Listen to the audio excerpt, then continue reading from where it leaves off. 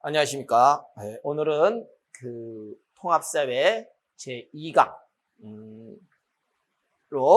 수업을 나가도록 하겠습니다. 자, 오늘 우리가 배울 내용은 우리가 전 시간에 기후를 결정짓는 기후 요소, 또 기후 요인에 대해서 알아봤고, 그 중에서 기온의 수평적 분포에 의해서 우리가 위도에 따른 일사량의 차이로 인해서 저위도 지역은 열대기후, 고위도로 갈수록 한대기후라고 하는 이런 위도에 따른 기후의 차이를 우리가 알아봤습니다. 자, 그러면 오늘 이 시간부터는 이런 기온이라고 하는 것이 우리 일상생활에 어떠한 생활 양식의 차이를 결정지었는가 라고 하는 것에 대해서 우리가 그 차이를 우리가 한번 알아보도록 하겠습니다. 자, 이제 각 주요 기후에 관한 특징이라고 할 수가 있겠죠. 자, 그럼 먼저 열대와 한대기후. 자, 열대는 저위도 지역, 회기선 이내의 저위도 지역에서 주로 나타나는 기후라고 할 수 있는 반면에 요 한대기후는 고위도 지역에서 주로 나타나는 이런 기후가 주로 해당이 되더라 라는 거죠. 뭐 여러분들 실제로 기후 분포 지역을 이렇게 보시면은 자, 그런 것을 여러분들이 알 수가 있죠. 자, 여러분들 그 교과서에 이렇게 나와 있는 바로 이 그림을 보시더라도 바로 이 적도를 중심으로 해서 저위도 지역은 열대기후가, 그런데 비해서 고위도 지역은 한대기후라고 하는 것이 나타나더라라는 거죠. 자, 그러면 이제 그 특징 차이를 우리가 다시 알아봅시다. 자, 먼저 음식을 보면은 이 열대지방은 고온다습하다 이거예요. 고온다습하죠. 반대로 한대는 춥고 건조하죠. 자, 이러다 보니까 더운 지방은 부패, 잘 상하겠죠, 음식이. 자, 부패 이렇게 잘 상하니까 이 지역은 음식에 있어서 바로 부패하고 상하는 것을 좀 막기 위해서 향신료라고 하는 것을 많이 쓰게 되고, 또 하면은 여러분들 염장식품이라는 것이 발달이 되더라 라는 거고, 또 튀기는 음식이 많아진다라는 거예요. 자, 이게 이제 여러분들 하면은 이게 인도네시아의 유명한 나시고랭이라고 하는, 우리로 말하면은 해물 볶음밥 정도다 이렇게 얘기할 수 있죠. 자, 이렇게 볶거나 튀기거나 하는 이런 음식이 많다라는 겁니다. 그리고 향신료도 그렇습니다. 향신료를 많이 쓰죠. 후추부터 시작해서 향신료. 여러분들 우리가 이 카레라고 하는 것도 이게 보시면은 이 인도가 카레의 원산지죠. 근데 인도의 카레와 또 우리가 먹는 카레 좀 다르죠. 인도에서는 향신료를 엄청 많이 씁니다. 그래서 우리의 카레만하고 좀 다른 그런 특징이 있고, 자, 그 다음에 염장식품이란 게 뭐냐? 자, 염장식품이란 것은 우리로 말하면은 젓갈 음식 같은 것을 얘기하는 거예요. 젓갈 음식. 그래서 바로 이런 젓갈 음식. 이 동남아에 가면은 여러분들 태국이나 이쪽 베트남에 가면은 이런 염장, 발효식품 같은 것들이 많이 나타나죠. 그래서 이제 이런 우리가 음식에 있어서 열대지방은 이런 특징이 있죠. 자, 그런데 비해서 한대지방은 어떠냐? 자, 한대지방은 살아있는 생물이 없어요. 너무 춥다 보니까. 그래서 얘네들은 어떤 특징을 갖고 있느냐?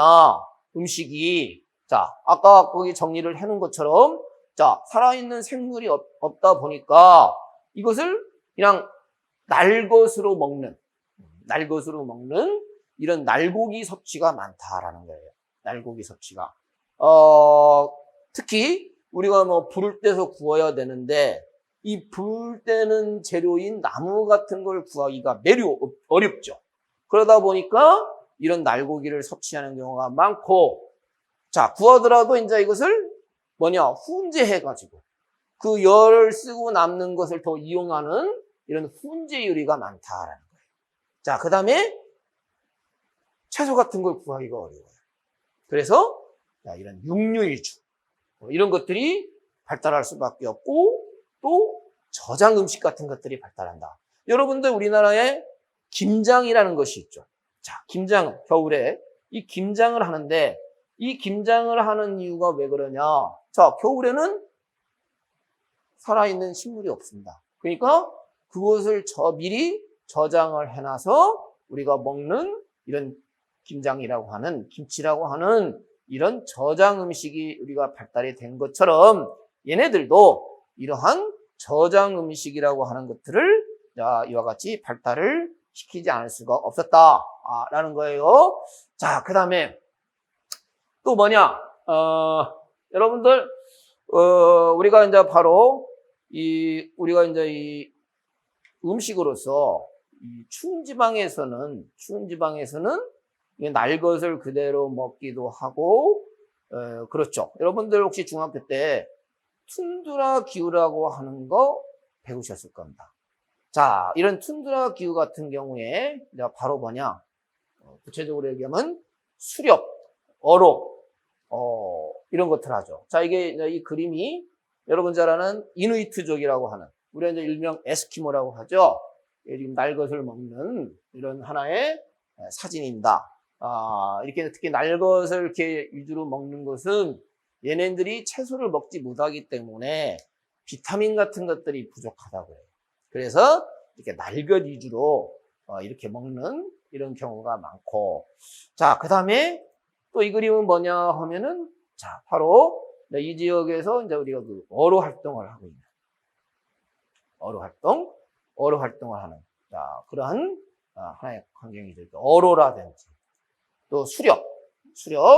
자, 아까 우리가 봤고, 자, 그 다음에 이제 얘네들은 또 뭐 또 하냐면은, 이게 이제 짧은 여름이 나타나죠.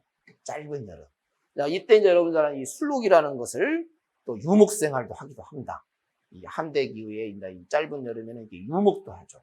그래서 이제 술록으로서 이 술록 고기를 얘네들은 주로 즐겨 많이 먹죠. 자, 이런 것들이 이제 다 그러한 우리가 사례들이다. 이렇게 얘기를 할 수가 있습니다. 그래서 얘네들은 이런 음식에 있어서 이런 차이가 있다. 자, 그런데 비해서 자, 의복을 봅시다. 자, 의복은 이 더운 열대지방은 자, 고온다습하기 때문에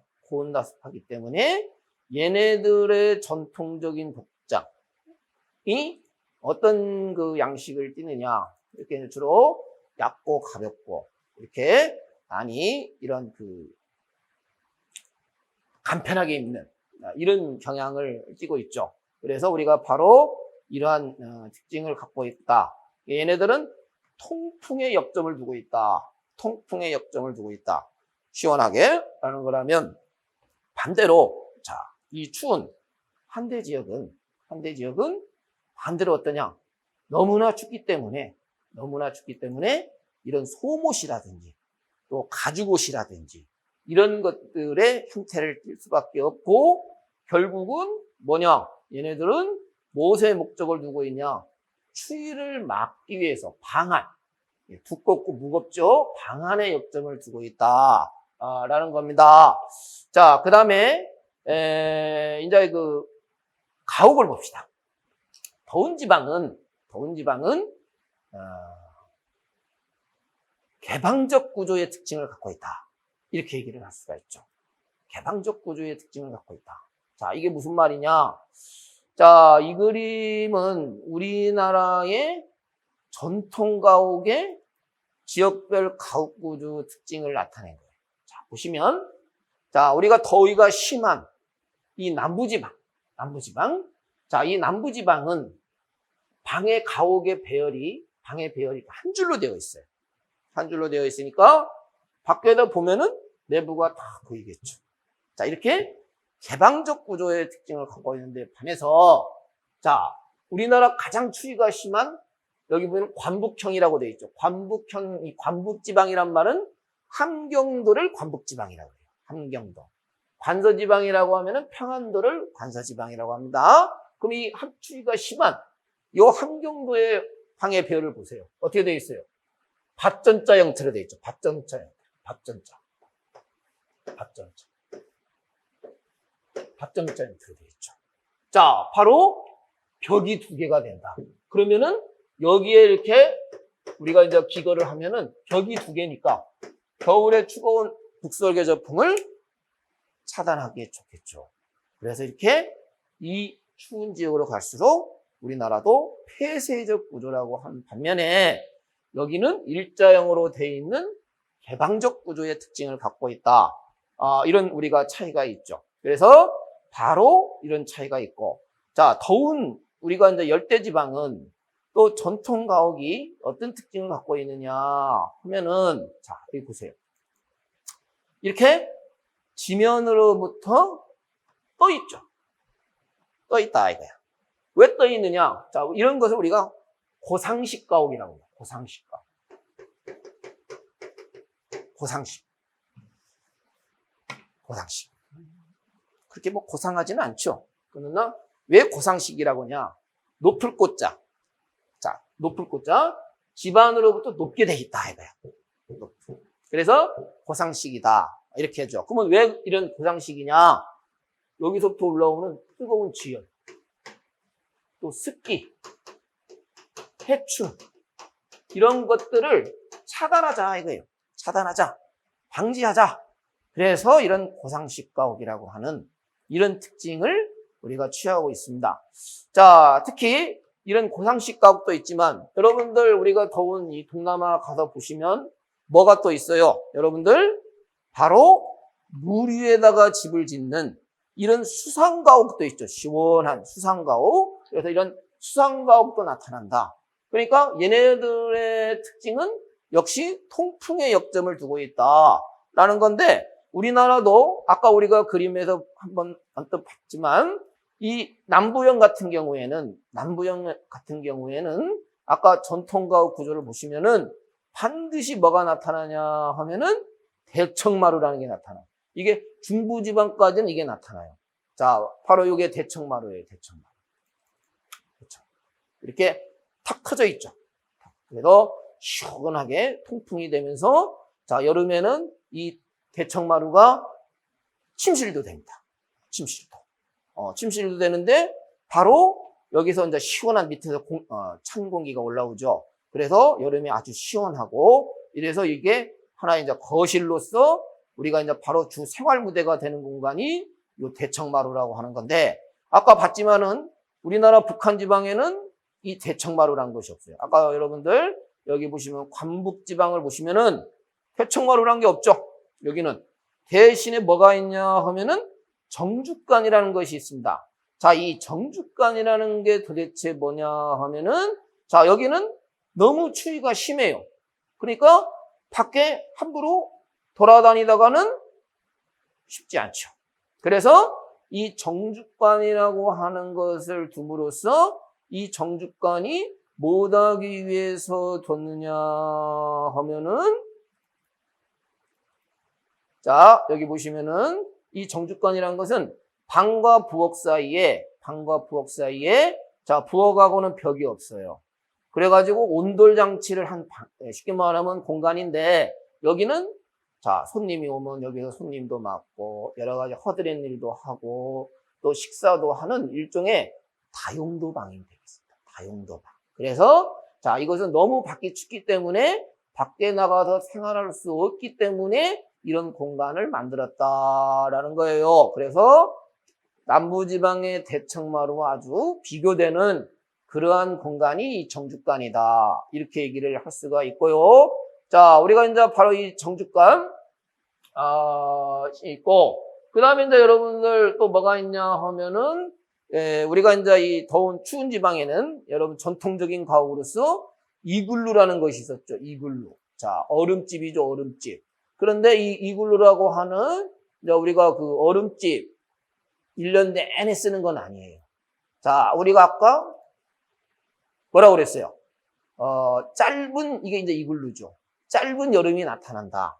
그래서 이때는 이글루에서 살아갈 수가 없죠. 왜? 0도 이상이니까. 저 얼음이 다 녹겠죠. 그래서 이제 얘네들은 아까 뭐라고 그랬어요? 술록의 유목 생활을 하는데 그 술록의 유목 생활을 할 때 바로 요 텐트, 천막집이라는 것을 지켜야 됩니다. 이때만. 그래서 다른 기간에는 뭐냐? 이글루에서 생활하지만은 바로 이누이트족, 이런 이 툰드라 기후 지역에서는 이때는 유목 생활도 한다. 라는 거예요. 이게 1년 내내 얼음집에서 쓰는 것은 아닙니다. 자, 그 다음에 또 뭐냐 하면은, 자, 얘네들도 고상식 가옥을 져요. 고상식 가옥. 자, 이게 무슨 말이냐 하면은, 이 고상식 가옥이라는 것이, 자, 여기 보세요. 아까 짧은 여름이 나타난다고 그랬죠. 짧은 여름이. 이 짧은 여름이 나타나는데, 자, 어떤 특징이 있냐. 자, 지면에 이 표면은 이게 뭐냐 하면은, 자, 낮에는 녹았다가, 밤이 되면은 얼었다가, 이렇게 융결과 동해가 반복이 된다. 반복이 돼요. 자, 반복이 되다 보니까 어떻게 되겠어요? 여기다가 집을 짓게 되면은 이 부분이 요 부분을 우리가 이제 활동층이라고 하는데요. 쉽게 말하면 마치 팥죽처럼, 젤처럼 이렇게 흐물흐물한 상태가 되죠. 그러니까 여기다가 집을 이렇게 지게 되면은 안 되겠죠. 그 집이 쓰러지겠죠. 어느 한쪽으로 기울어지겠죠. 그래서 자, 얘네들은 집을 질 때 이 활동층에다가 집을 짓는 게 아니고 요 활동층 밑에까지 이렇게 기둥을 받게 됩니다. 기둥을 받고 그 위에다가 이렇게 집을 짓게 되죠. 아까 그림에서 보신 바와 같이. 그래서 역시 이것도 지면으로부터 떠 있다 라는 거예요. 그래서 얘네들의 가옥도 바로 고상식 가옥이다 라는 것을 역시 띄게 된다 라는 거예요. 그러니까 열대지방의 고상식 가옥하고는 좀 차이가 있죠. 자, 여기 보세요. 이 그림. 자, 얘네들은 이게 송유관을 건설을 하더라도 역시 이렇게 지면으로부터 떠서 송유관을 이렇게 연결을 하고 있고, 또 같은 거죠. 자, 아까 이렇게 역시 집을 짓더라도 이렇게 떠서 짓는 이런 경향이 있다. 또는 이렇게 이제 콘크리트나 자갈로 이 활동층의 이 부분을 차단을 하고 이렇게 집을 짓는 경우, 이게 다 이러한 동결융해가 반복되는. 자, 이 그림은 뭐냐? 그냥 활동층에다가 집을 지을 경우에 이게 가옥이 쓰러져 버리는 것을 나타낸 사진이 요 사진이 되겠습니다. 그래서 얘네들의 가옥도 이런 고상식 가옥이라고 하는 이런 특징을 취하더라라는 거예요. 자, 그런데 비해서 자, 생산 활동을 봅시다. 자, 우리가 이제 열대 지방은 자, 전통적인 생산 활동으로서는 자, 여러분 알다시피 뭘 들 수 있느냐? 바로 이동식 경작 또는 원시 이동식 농업이라는 것을 들 수 있습니다. 자, 원시 이동식 농업. 그러니까 이게 뭐냐? 얘네들의 자, 전통적인 농업이죠. 전통적인 농업이고, 요 플래니테이션 농업은 여러분 잘 아는 식민지 개척 이후에, 자, 산업혁명 이후에, 식민지 개척 이후에 등장한, 자, 우리가 근대 이후에 등장한 농업이라고 할 수가 있죠. 그 차이가 있는데, 자, 이 원시 이동식 농업이라고도 하고, 또는 이동식 화전 농업이라고도 합니다. 자, 이 농업은 도대체 어떤 형태의 농업이냐 하면은, 자, 우리가 이제 이 열대의 식생이 이제 바로 어떤 식생을 이루느냐 하면은 여러분 알다시피 밀림의 형태를 이룬다. 밀림. 아주 빽빽하고 울창한 숲의 형태를 이루게 되죠. 자, 그래서 이제 우리가 바로 얘네들은 가장 단순하고 원시적인 방법으로 요 밀림을 가서 불을 지릅니다. 자, 불을 질러요.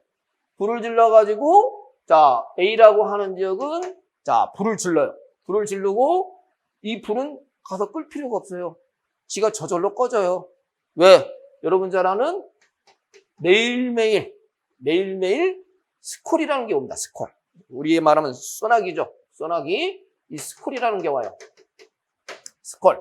오후 한 4, 5시 정도 이렇게 스콜이 내려요. 꼭 그 시간대가 언제냐? 학교 갔다 오면 내린다. 이렇게 볼 수 있어요. 스쿨 갔다 오면 스콜이 내리는 경향이 많죠. 자, 그러다가 다시 이 불이 꺼지죠. 스콜이 내리면. 그러면 타고 남은 채가 거름이 되고 비료가 되죠. 자, 그 다음에 매일매일 오는 이 소나기, 스콜이 뭐냐? 관계가 된다. 이겁니다. 관계. 자, 그래가지고, 이제, 경작을 하죠. 경작. 그래서 이제 B로 또 이동을 합니다. B는 이미 다 불이 꺼진 지역이죠. 그러면 여기 가서 이제 파종을 해요. 파종을 합니다. 파종을 해가지고, 이제 이때 얘네들이 심는 작물이 이제 주로 뭐냐 하면은 대표적인 열대의 얘네들의 주식으로 많이 쓰는 작물로서 여러분들 바로 이게 뭐냐 하면은 카사바라는 겁니다. 카사바, 얌, 타로 이게 다 우리의 감자 비슷한 거예요. 감자. 이게 열대 지방의 감자류다. 감자 같은 이런 작물들이죠. 그래서 이런 것들을 경작을 합니다. 얘네들에게 주식입니다. 주식. 자, 그리고 나서 자, 다시 C로 이동을 해요. C는 뭐냐? 다 파종을 해서 이제 무럭무럭 자랐겠죠. 그러면 이제 가서 수확을 한다. 수확을 해요. 자, 이렇게 우리가 이제 이동을 하면서 하는 이런 농업을 이제 원시 이동식 농업 또는 이동식 화전 농업인데 이러한 이동식 화전, 원시 이동식 농업은 여러분 잘 아는 열대림 파괴라고 하는 이런 문제를 가져다 줬죠. 열대림 파괴라고 하는 큰 문제를 가져다 준 것이 이제 바로요, 뭐냐, 이동식 화전 농업이라고 하는 건데 얘네들의 전통적 농업이요, 자급적 성격이 매우 강한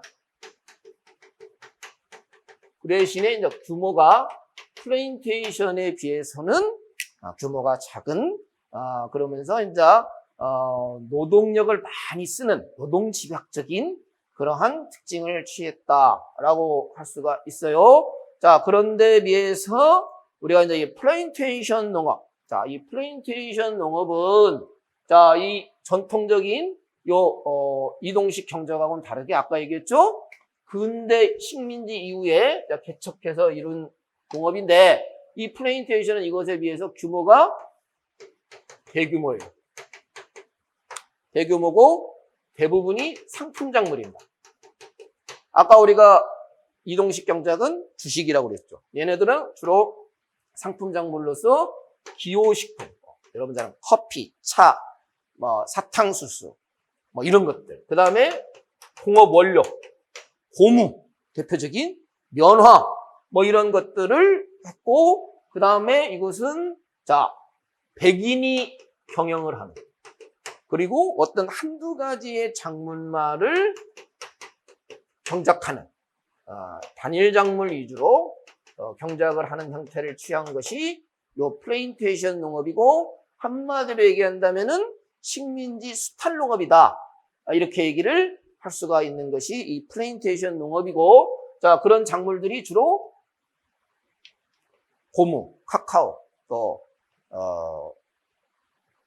사탕수수, 커피, 면화, 차 이런 것들을 주로 경작을 하게 됐다라는 거예요. 자, 그리고 자, 반대로 이제 한 대는 아까 다 설명했죠. 자, 술록의 유목이나 어록, 수렵 이런 것들을 하게 됐다. 라는 거. 자, 오늘은 자, 여기까지 알아보도록 하겠습니다. 자, 수고 많으셨습니다.